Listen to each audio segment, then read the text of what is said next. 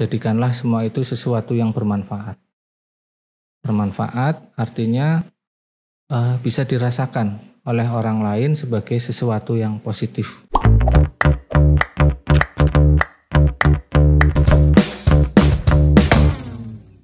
Assalamualaikum warahmatullahi wabarakatuh. Alhamdulillah wa syukurillah wa ni'matillah. Rabbi sholli sodri wa yassirli amri wahlul mutatam bilisani yasfahu qawli amma ba'du.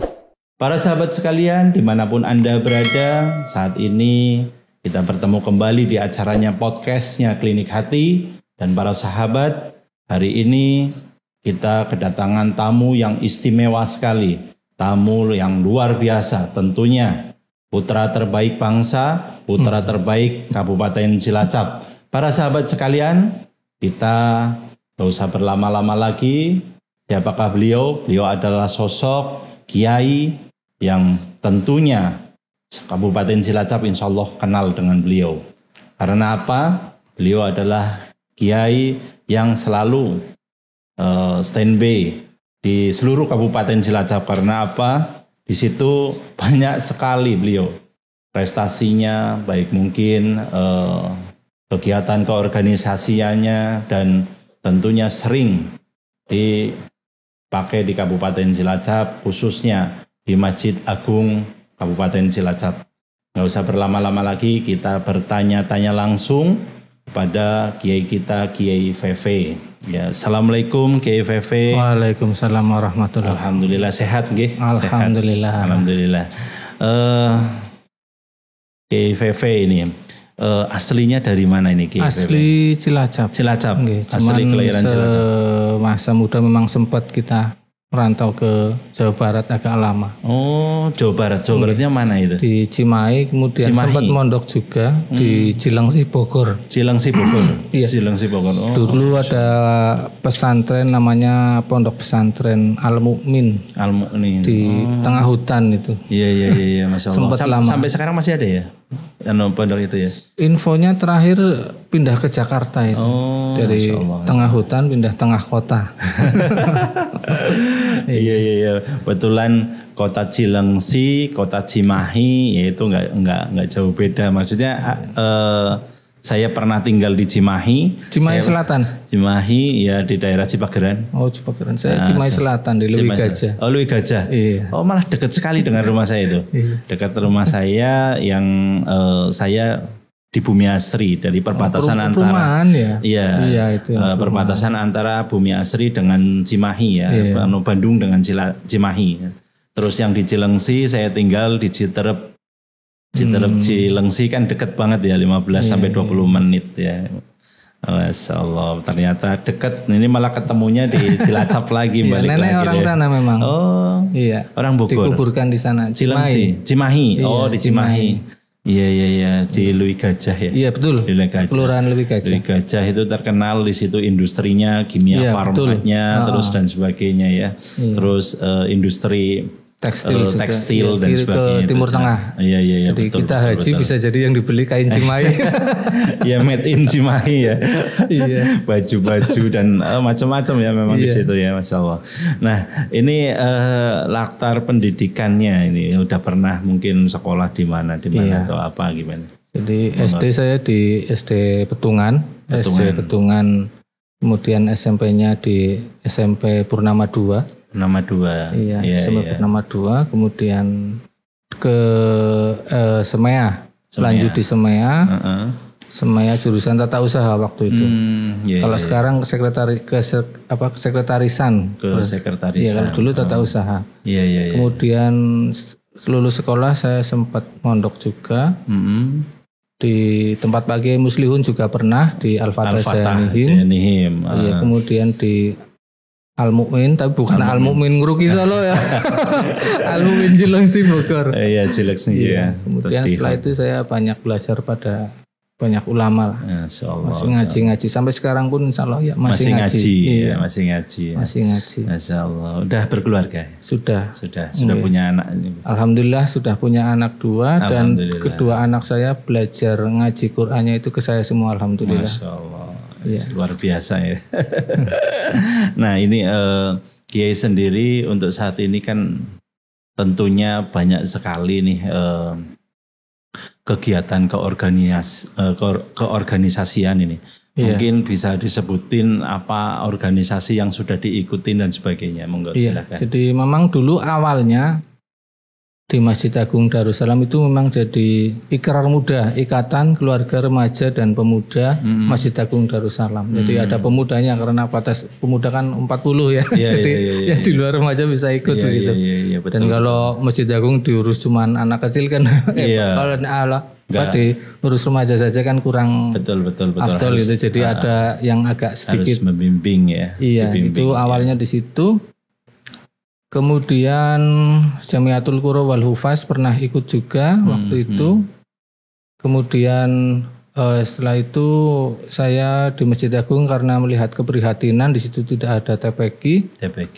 Iya. Jadi saya buat TPQ di situ. Jadi kalau ditanya SK-nya ya SK-nya dari Gusti Allah. Jadi berangkat dari keprihatinan. Betul. Saya kemudian memberanikan diri membuka karena waktu itu saya melihat animo masyarakat yang ingin putra-putrinya ngaji betul. di Masjid Agung. Jadi saya memberanikan diri membuka TPQ dan alhamdulillah beberapa tahun bukan bulan itu ada orang-orang yang punya niat yang sama dengan saya dan kami kemudian bergabung sehingga dari TPQ dan Madin itu mempunyai banyak pengajar. Jadi awalnya cuma saya sendirian, kemudian timbul 1 orang, 2 orang sampai sekarang. Bahkan dari ketakmiran ada yang ikut membantu sekarang alhamdulillah itu Pak Kiai Samingan. Beliau yang termasuk senior lah di Masjid Agung karena sudah berapa zaman beliau masih alhamdulillah masih semangatnya luar biasa di zaman Pak Basor ya beliau mengabdi. Bahkan sebelum itu di zaman almarhum Pak Kiai Haji Ngisomuddin ya beliau juga mengabdi di Masjid Agung.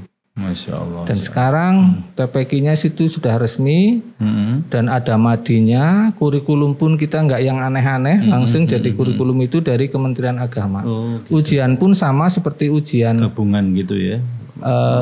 Ujian di sekolah. Jadi soalnya materinya itu semua dari Kementerian Agama. Gitu. Luar biasa. Nah untuk mungkin awal mulanya di situ mendirikan atau mungkin secara langsung merintis TPQ apa aja nih yang membuat jadi maju mundur atau mungkin tetap semangat atau apa itu gimana ceritanya nih? Iya jadi memang luar biasanya ya kalau kita berdakwah itu kan pasti ada halangannya. Betul.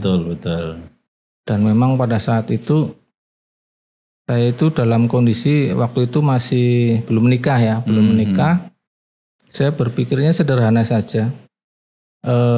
Kalau kita menghabiskan waktu kita untuk beribadah kepada Allah Subhanahu wa taala, saya berkeyakinan pasti Allah akan menolong kita. Baik itu rezeki, mau jodoh dan seterusnya. Itu yang jadi pokok keyakinan saya. Betul. Kemudian pada saat saya mulai pun, pada saat itu saya benar-benar sendirian. Santri pun cuma 1, 2 terus berkembang seperti itu dan saya tidak punya siapa-siapa istilahnya. Artinya memang benar-benar lillahi ta'ala. Lillahi ta'ala.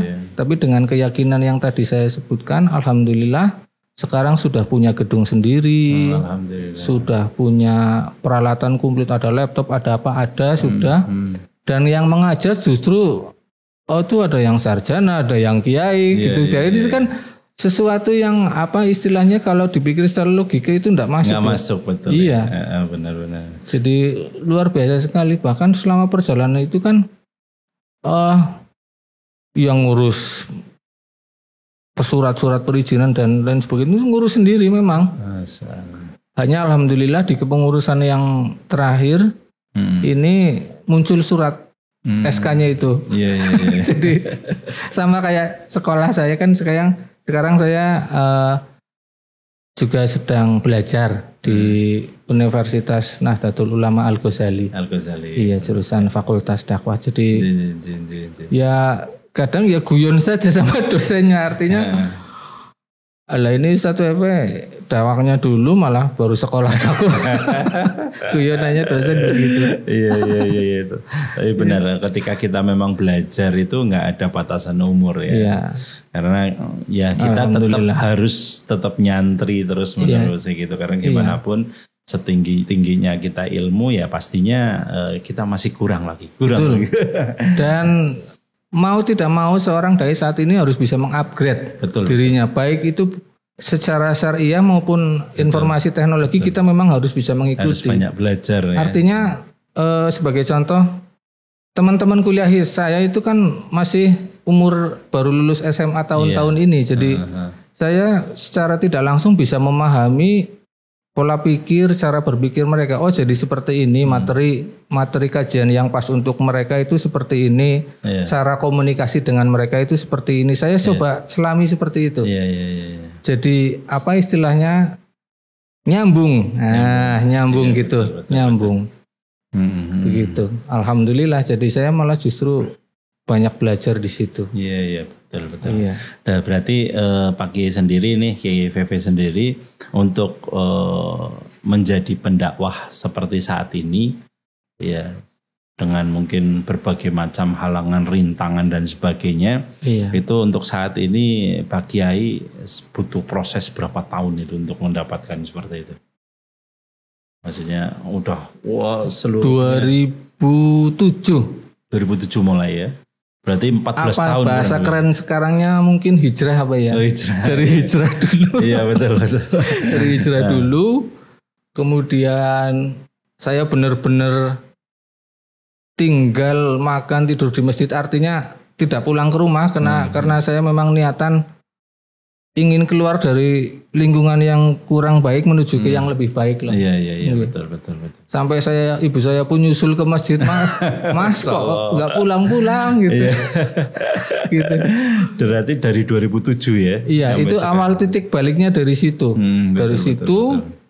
Kemudian jadi remaja masjid, kemudian diutus juga pernah oleh Kementerian Agama Cilacap untuk ke provinsi untuk mengikuti berbagai pelatihan waktu itu selama beberapa hari, kemudian terus berjalan sampai sekarang berkembang gitu. Bahkan cuman metode saya mungkin sedikit berbeda dengan pendakwah yang lain. Iya, artinya kalau saya pribadi itu lebih suka face to face begini. Mendengarkan seseorang berbicara. Iya betul. Mengungkapkan isi hatinya dengan perasaan. Ya dengan media apapun, dia senangnya cincin ya kita ngobrol cincin dulu begitu. Hobinya ya. Senangnya ngopi ya kita sediakan kopi dulu begitu. Iya betul.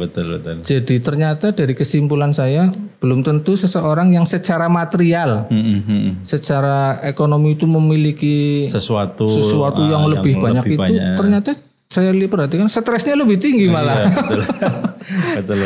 Aku butuh bayar gerobak dan seterusnya.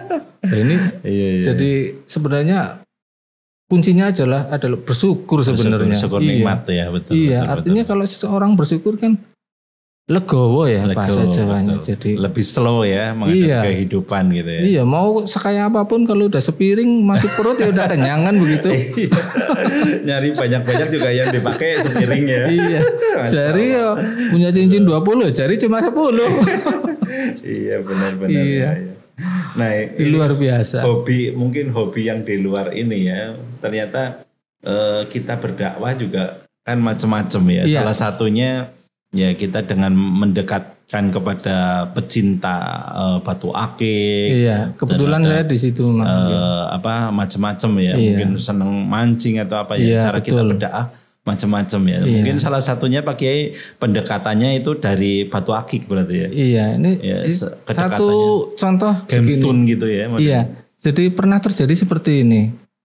Itu di tempat itu banyak orang yang minum alkohol begitu, minum khamar. Nah, saya datang yang biasa seperti itu pindah tempat. Pindah tempat. Pindah tempat dan saya tidak ceramah, saya tidak mengatakan dalil apapun. Itu ya pindah sendiri. Ya artinya saya kalis gitulah ya mungkin ya. Saya ingat guru saya Pak Kiai Taufik. Waktu itu kan saya tinggal masih di musola, begitu.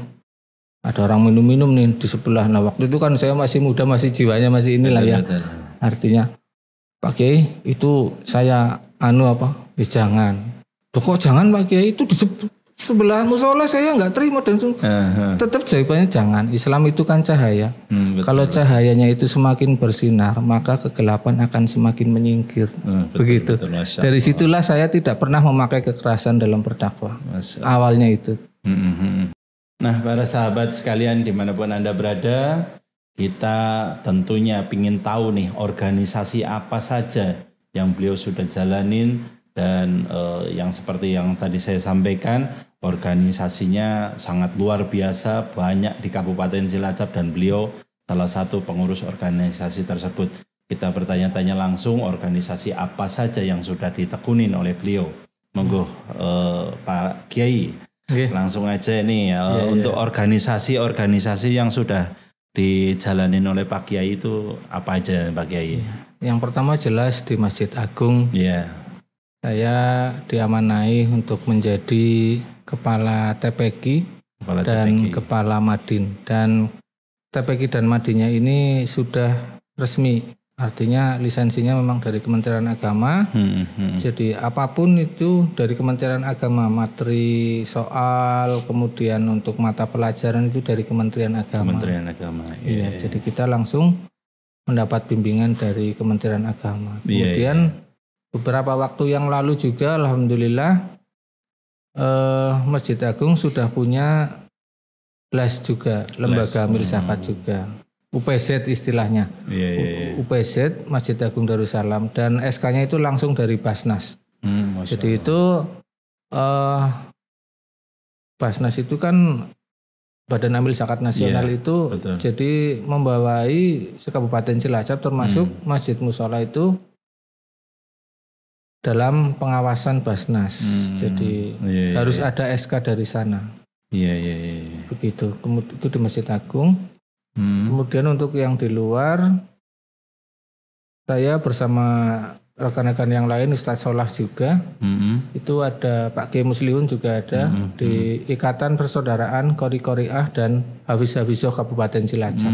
Dan kita sudah mengundang beberapa kali Qori-Qori internasional untuk hadir di Cilacap. Alhamdulillah.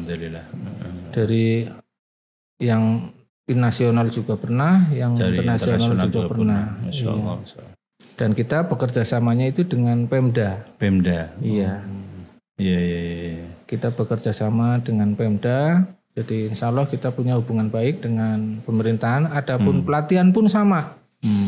Jadi kalau mau pelatihan pun itu Pemda juga memfasilitasi. Entah itu tempat ataupun yang lain itu Pemda biasanya ikut membantu, alhamdulillah. Nah, segitu banyaknya mungkin ya organisasi yang tentunya setiap organisasi kan pasti punya kerjaan yang full dan sebagainya. Ini untuk membagi waktunya gimana ini?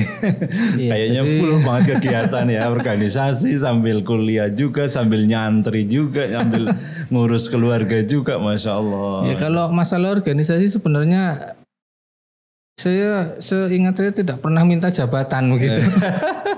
Masya Allah. Jadi artinya kalau kemudian itu satu secara aklamasi ditunjuk, sedangkan yang di situ ada para ustadz, para kiai, lah saya kan harus sendiko dawuh. Iya betul. Artinya benar. Saya tidak ingin menyakiti istilahnya orang-orang yang memberi kepercayaan kepada saya begitu. Betul. Jadi berusaha sekali untuk amanah lah ya. Termasuk itu Badan Koordinasi TPQ Kabupaten Cilacap juga. PPP. Itu pemilihannya secara aklamasi. Jadi waduh. Wah, ini ada Bu dosen juga ya. Iya. Ya saya jawabannya sederhana. Kalau memang tidak ada yang lain ya saya terima, gitu aja. Oh tidak mau gimana lagi gitu kan. Kayak gitu ya. Kemudian di penghobi batu permata akik Cilacap sama. Waktu itu ayo kumpul. Ya kumpul. Jadi memang mau tidak mau kalau sama halnya seperti dakwah loh, kalau tidak ada satu wadah untuk bisa mengaplikasikan atau menampung inspirasi jamaah atau anggota itu akan sulit untuk berkembang. Iya, betul. Itu rumus di mana-mana begitu, makanya oke lah. Waktu itu saya jadi penasehat masih sama Ustadz Solah. Nah, Ustadz Solah semakin sibuk kan, kabur. Saya tinggal sendirian nih. Wah, akhirnya tinggal saya sendirian di paguyuban Batu Akik Cilacap itu. Iya. Oh iya. Mungkin dari tadi menyampaikan Batu Akik Cilacap dan sebagainya kayak gitu.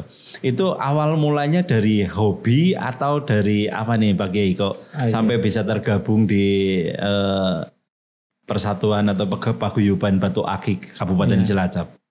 Jadi waktu kecil saya dulu kan nggak ada game online ya. Iya betul. Tahun-tahun 90 ke bawah itu kan nggak ada game online. Jadi saya senangnya itu pencaksilat dulu.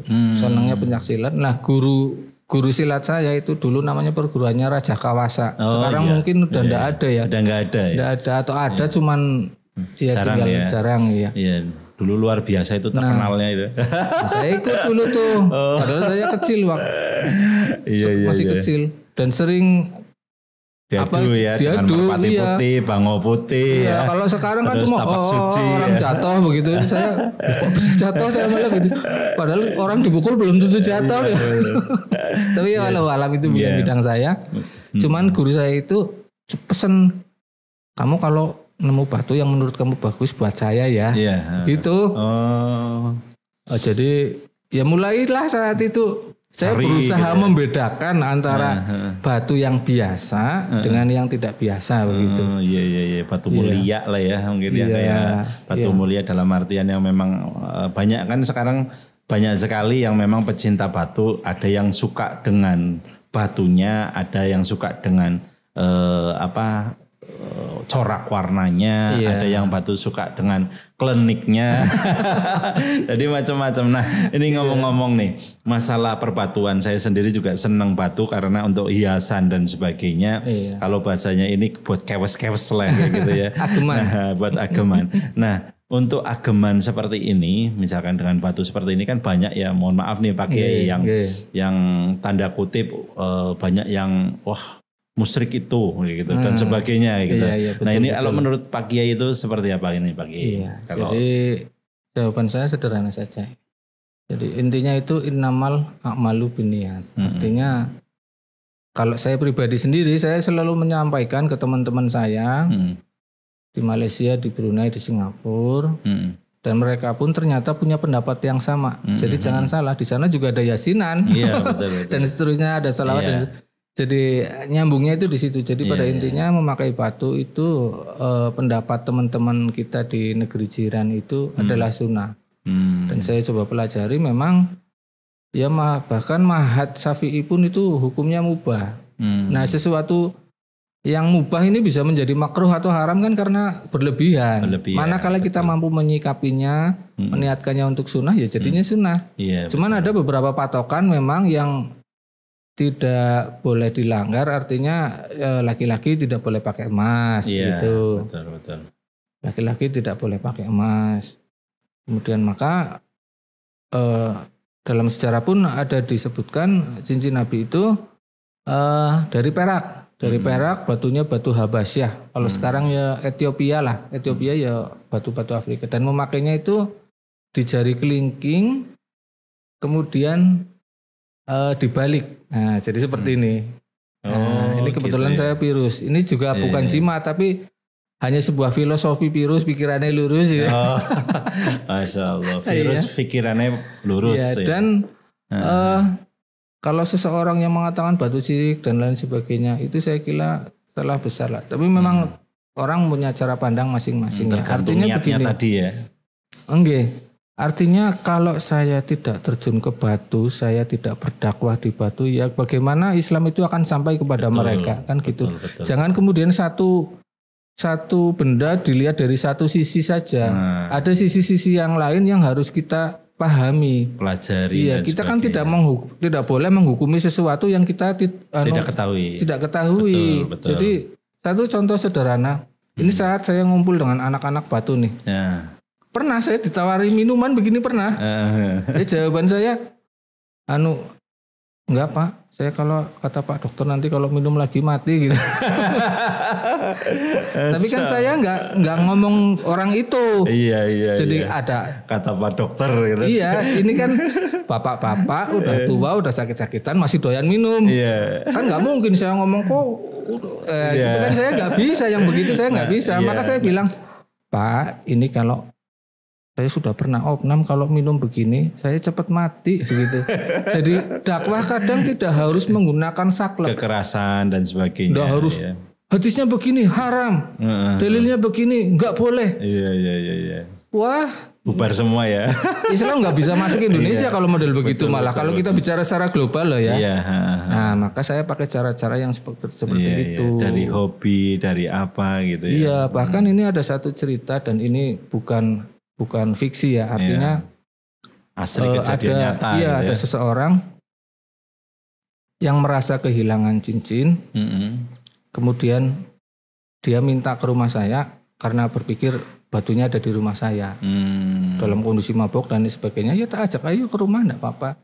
Dibuka aja, itu rumah saya kan selalu terbuka. Memang rumah saya selalu terbuka, artinya gerbang itu tidak pernah saya tutup, pintu juga jarang saya kunci. Lah kan buat anak-anak ngaji. Iya betul, bebas gitu. Iya mau dicuri juga dicuri apanya, isinya Quran, mikro, paling batu, gitu kan. Orang itu datang dalam keadaan mabuk. Saat di depan pintu dia tidak bisa masuk, tidak bisa masuk dan kayak orang tertegun seperti itu. Tertegun enggak bisa masuk. Udah saya buka pintunya, ayo Mas masuk Mas. Dia seperti orang kayak orang linglung begitu. Dia bilang, iya kayak orang linglung.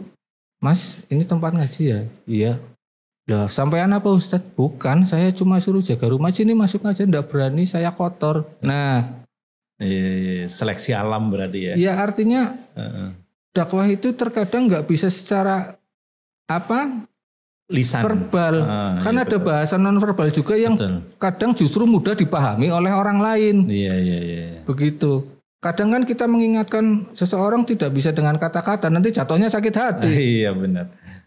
Tapi manakala dia kita bawa ke tempat yang baik, dia menyadari. Saya nggak ngomong kamu neraka tempatnya, enggak. Dia datang ke rumah. Melihat tempat ngaji, dia merasa dirinya kotor. Nah kan saya nggak ngomong. Minder sendiri ya. Terus pulang saya bawakan rukuh dan lain sebagainya, nangis. Padahal preman bertato dan lain sebagainya. Dan itu memang security istilahnya.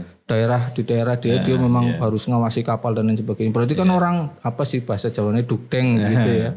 Nyatanya bisa nangis, artinya kita ya tersentuh juga. Iya, jangan melihat seseorang dari tampilan fisiknya saja. Begitu. Karena manusia itu dibekali dengan rasa ingin berbuat baik sejak lahir. Iya. Begitu. Seperti itu. Kemudian untuk masalah tinjauan syariah seperti itu. Imam Syafi'i mengatakan mubah. Kemudian yang tidak boleh di jari tengah.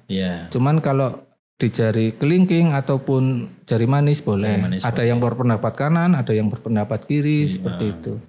Gitu ya. Iya. Jadi tahu nih. Iya. Terus ini pakai dengan kita hobi jadikan itu habit ya.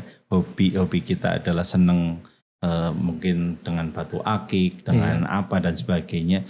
Terus menjadikan itu habit jadi kebiasaan yang memang kita sukai dan cintai ya. Dengan terbiasa kita melakukan kegiatan yang berhubungan dengan batu akik. Terus tentunya bisa menghasilkan ya. Hobi, habit dan kita mengerti ilmunya. Pak Kiai kan udah tiga-tiganya udah dapat nih. Hobi dapat, habit dapat ya, ilmunya tahu dan sebagainya gitu. Itu cara bersiarnya seperti itu sering nggak kena kendala-kendala berhubungan dengan ini musyrik gitu. Ini tidak boleh diajarkan oleh agama gitu, atau mungkin apa itu. Pernah nggak kebentur seperti itu? Ya, saya menyikapinya sederhana saja. Artinya karena biasa orangnya nyantai ya tak santai saja. Enggak kemudian artinya gini loh. Dari mereka pun yang biasa berkata seperti itu. Saya pernah masuk satu kajian. Ya karena saya kan berusaha untuk tidak hanya masuk ke satu golongan tanpa melihat bagaimana golongan lain melihat sebuah ilmu. Artinya ya untuk bahan perbandingan begitu. Iya betul. Oh jadi versi ini begini kita saring gitu. Iya ustadznya memang cukup keras. Sekarang zamannya gila batu, bukan batunya yang gila, orangnya yang gila begitu. Wih, mantap. Waduh. Iya. Pernah seperti itu. Ya saya nggak menegur, padahal saya gampang saja ngaji nang masjid. Kene kok saya matiin mic-nya udah dari dalam, dia kan nggak bisa ngaji. Tapi kan saya nggak seperti itu. Iya betul. Makanya justru itu menjadi motivasi saya untuk belajar lagi. Betul. Dan saya lihat memang lawong jamaahnya banyak yang pakai, bahkan ada yang jualan nih. Ya Ustaz ya. Iya. Itulah pentingnya dakwah dengan hati. Artinya lebih mengenai itu manakala face to face. Betul. Jadi ngaji kuping istilahnya begitu. Ya mendengarkan kan banyak. Tetapi pemahaman antara satu orang dengan orang yang lain kan berbeda-beda. Betul. Makanya saya tidak kemudian berdakwah itu bagaimana caranya jamaah saya itu banyak, itu tidak. Kalau saya punya konsep yang berbeda. Saya justru mencarinya itu seseorang yang mau datang dengan sendirinya atau mau diskusi atau mau apa, kita ngobrol yang enak. Betul. Face to face gitu ya. Jadi dengan seperti itu lebih mengena, begitu. Iya. Terus ini mungkin yang terakhir nih Pak Kiai. Ini kan yang nonton podcastnya Klinik Hati yang mungkin insyaallah sudah di 139 cabang dan di 28 negara. Dan saya mewakili para remaja nih, atau mungkin pemuda, atau mungkin yang lagi mencari jati diri. Ini untuk memberikan para sahabat Klinik Hati itu biar tidak putus asa di dalam pandemi COVID-19 ini, dan menjadi orang yang bermanfaat bagi Islam, bagi mungkin negara dan sebagainya. Monggo dikasih motivasi untuk podcastnya Klinik Hati para sahabat. Monggo. Ya, sahabat-sahabat Klinik Hati, sebagai penutup sedikit saya ingin sampaikan, terutama untuk generasi muda yang saat ini mungkin lebih banyak memanfaatkan IT ya daripada kegiatan-kegiatan lapangan. Jadikanlah semua itu sesuatu yang bermanfaat. Bermanfaat artinya bisa dirasakan oleh orang lain sebagai sesuatu yang positif. Jadi apapun kembali kepada niat kita masing-masing. Medianya apapun, pekerjaan kita apapun, kalau kita punya niat yang lurus, punya istiqomah, insya Allah pasti akan ada hasilnya. Begitu. Kemudian jangan lupa, kalau Anda jadi pengusaha ya jadi pengusaha yang baik. Jadi orator ya orator yang baik. Jadi mahasiswa ya mahasiswa yang baik. Baik dalam artian jangan pakai standar orang lain nih, nanti berat. Pakai standar sendiri, tapi yang jadi patokan adalah jangan pernah keluar dari syariat agama. Itu kuncinya di situ. Baik. Para sahabat dimanapun Anda berada, pelajaran hari ini kita sangat luar biasa. Kedatangan kiai yang nyentrik, kiai yang suka gemstone, kiai yang suka batu akik, tapi ilmunya dalamnya minta ampun. Dan insya Allah ketika kita mendengarkan podcast hari ini, kita full sampai akhir, insya Allah banyak hal yang kita pelajari dari beliau. Dan para sahabat, khususnya para sahabat podcastnya Klinik Hati, banyak-banyak belajarlah kepada orang-orang yang memang mencintai agama, mencintai bangsa, dan terutama kita banyak juga belajar kepada ahli-ahlinya, termasuk seperti beliau, yaitu Kiai VV yang sudah ahli dalam bidang gemstone maupun dalam bidang agama. Mungkin itu aja dari saya. Wabillahi taufiq wal hidayah. Wassalamualaikum warahmatullahi wabarakatuh. Waalaikumsalam warahmatullahi wabarakatuh.